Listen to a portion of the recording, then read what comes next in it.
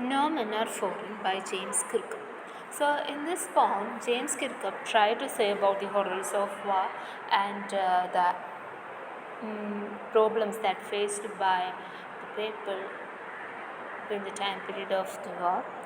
And actually, this poem is like an anti-war poem. Okay, James Kirkup the warn against ആയിട്ട് എഴുതിയ ഒരു പോമാണ്.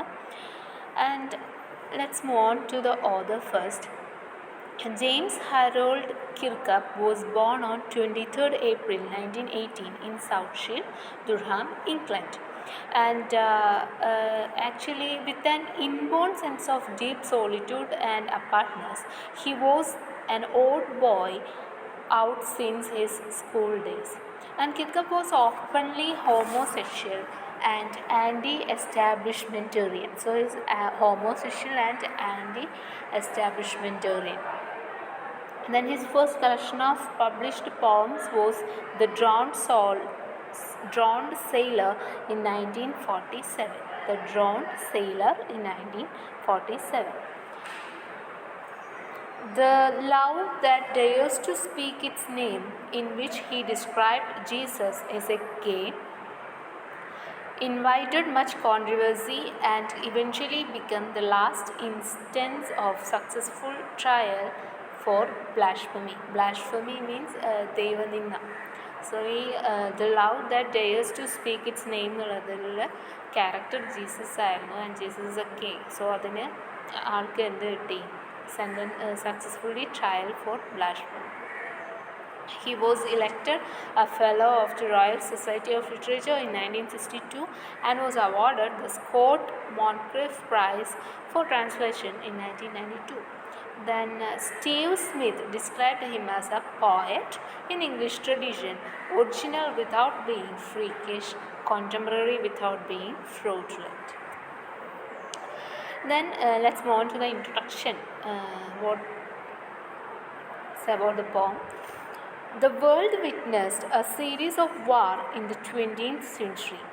Any war is based on the notion that people of a country are essentially different from those of the neighboring ones, often on the basis of color, creed, geography, or language.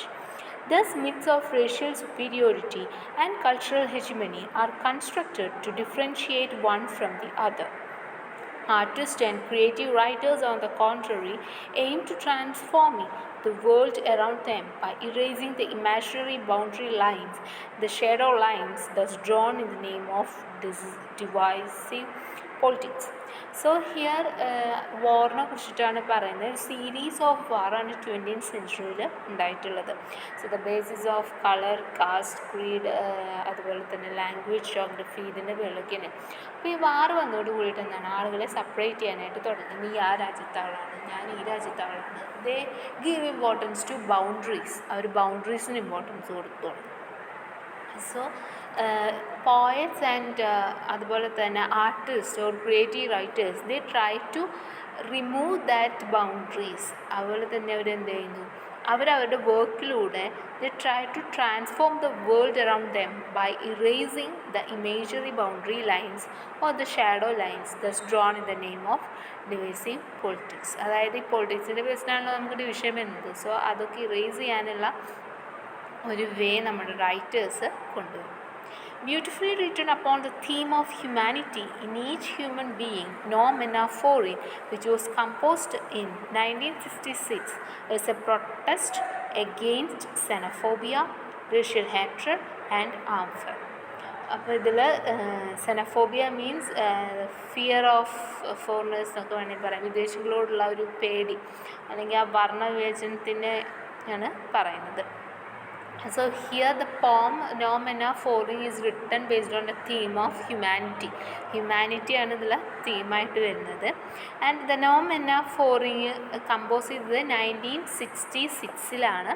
It's A protest, ഒരു പ്രൊട്ടസ്റ്റാണ് against xenophobia, racial hatred and armfare. The poem, which begins and concludes with the rhetorical assertion, "Remember, no men are strange, no country is foreign," warns readers of the perils of separation. So this poem starts with the line like remember no men are strange, no men are foreign, and the poem also ends with this same lines. അപ്പോൾ ഇവിടെ പറയുന്നത് എന്താണെന്ന് വെച്ച് കഴിഞ്ഞാൽ ആരും തന്നെ എന്താണ് foreigners അല്ല, ആരും അപരിചിതരല്ല, നമ്മളെല്ലാവരും ഈ ലോകത്തെ ആളുകളാണ്. സോ നമ്മളെല്ലാവരും ഒന്നാണ്, നമ്മളെല്ലാവരും ഹ്യൂമൻസ് ആണ്. സോ നമ്മളൊരു ഒത്തൊരുമ വേണം എന്നുള്ളൊരു കോൺസെപ്റ്റാണ് ഇവിടെ തരുന്നത്. സോ ഈ ഒരു line remember no men are strange no men are foreign warns the reader on the perils of separation. Beneath the uniform, which itself, in one sense, a forced attempt to bring in uniformity, all human beings are ultimately one. അപ്പോൾ പറയുന്നത് ഇനി നമ്മളെ separate ചെയ്യുന്നത് എന്താണ്? It's just A uniform. അവിടെ ഉദ്ദേശിക്കുന്നത് മിലിറ്ററിക്കാരനൊക്കെയാണ്. So ആ uniform ഊരി മാറ്റി കഴിഞ്ഞാൽ മിലിറ്ററിക്കാരും എന്താണ്?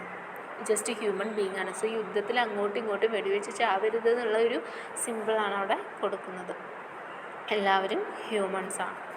The poet exposes the horror and brutality of all war and exhorts all that when we hate our brothers, we do hate ourselves. ഇപ്പോൾ പറയുന്നത് ആ ഒരു ഹൊറർ ആൻഡ് ബ്രൂട്ടാലിറ്റി ഓഫ് വാർ ആണ് ഈ ഒരു പോയത്തിൽ പറയുന്നത്.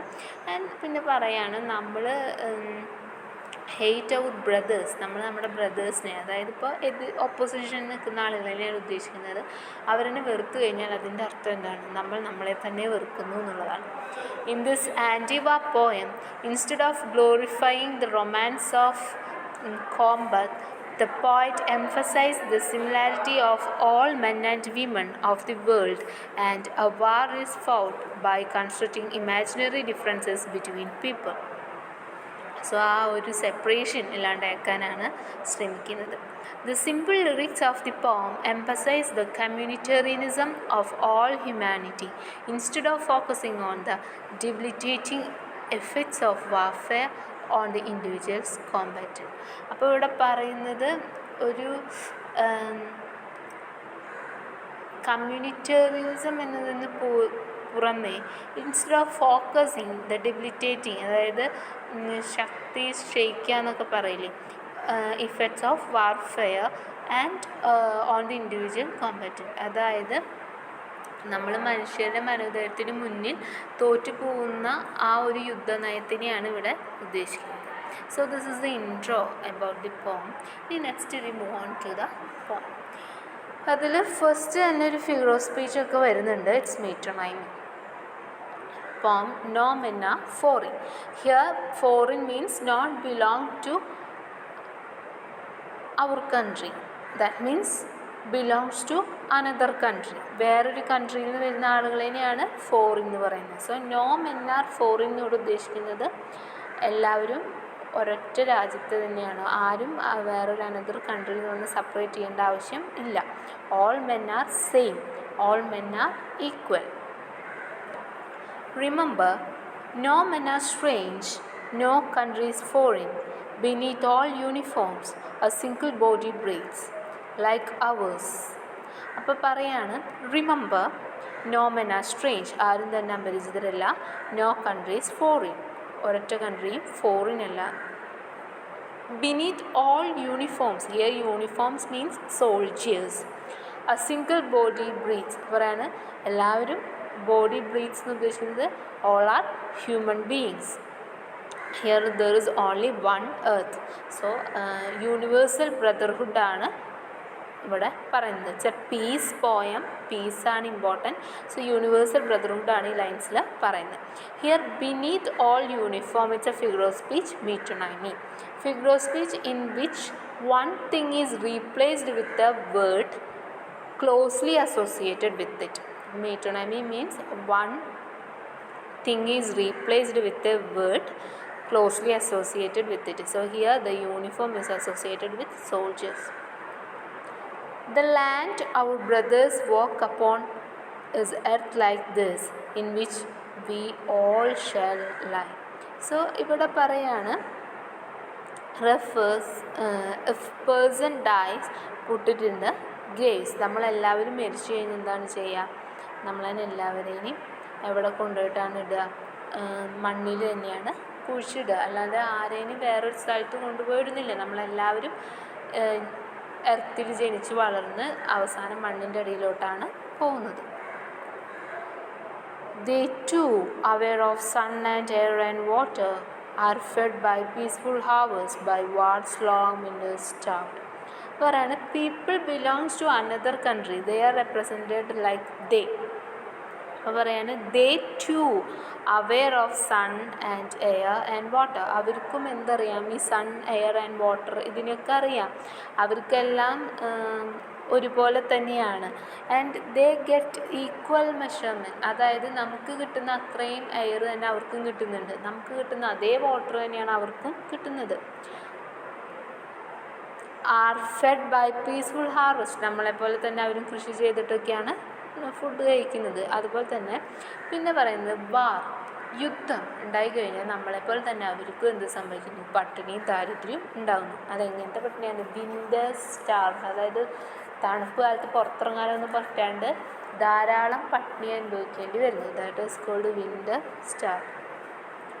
Their hands are ours. നമ്മുടെ hand പോലെ തന്നെയാണ് അവരുടെ ഹാൻഡും. And in their lines we read a labour not different from our own. അപ്പോൾ അവരുടെ ഹാൻഡ്സിൽ നമ്മുടെ കയ്യിലുള്ള പോലെ പണിയെടുത്തിട്ടുള്ള തയമ്പുകളുണ്ട്, ലൈൻസ് എല്ലാം ഉണ്ട്. സോ നമ്മുടെ കൈയും അവരുടെ കൈയും ഒരുപോലെ തന്നെയാണ്. A labour not different from our own. അവിടെയുള്ള ലേബേഴ്സും ഇവിടെ ഉള്ള ലേബേഴ്സും തമ്മിൽ യാതൊരു വ്യത്യാസവും ഇല്ല. All are same. Remember, they have eyes like ours that wake or sleep, and strength that can be won by love. അപ്പോൾ പറയാണ് remember they have eyes like ours. അവരുടെ നമ്മളെപ്പോലെ തന്നെ കണ്ണ് അവർക്കുമുണ്ട്. അവരത് എന്ത് ചെയ്യുന്നു? They use to wake or sleep. അവർ കണ്ണ് അടയ്ക്കും തുറക്കും ചെയ്യുന്നുണ്ട്, ഉറങ്ങാനും എണീക്കാനൊക്കെ ആയിട്ട് അത് യൂസ് ചെയ്യുന്നുണ്ട്. And strength that can be won by love. പറയാണ് നമുക്ക് സ്നേഹം കൊണ്ടെല്ലാം കീഴടക്കാം, അതേപോലെ തന്നെ അവർക്കും അതിനുള്ള കഴിവ് ഉണ്ട്.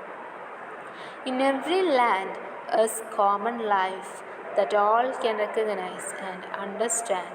Let us remember, whenever we are told to hate our brothers, it's ourselves that we shall dispose, betray, condemn. അപ്പോൾ പറയാണ് if anybody tell other countries people are our enemies, it means our self are hated.